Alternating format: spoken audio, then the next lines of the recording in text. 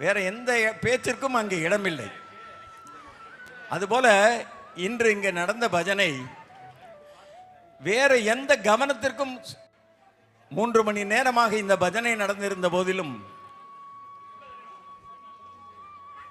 இங்கே இருப்பவர்கள் எப்படி பஜனை கருத்தோடு பாடுகின்றார்களோ அதுபோல அங்கே அமர்ந்திருக்கின்ற பக்தர்களும் அதே கருத்தோடு இறுதி வரை அந்த திருநாமத்தை சொல்லி பகவானுடைய திருவருளுக்கு பாத்திரமாகின்றார்கள் என்பதை கண்கூட அனைவரும் பார்க்கின்றோம், உணர்கின்றோம்.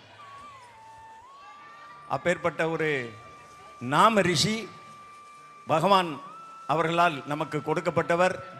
அவர் பெரிய ஒரு பொக்கிஷம்.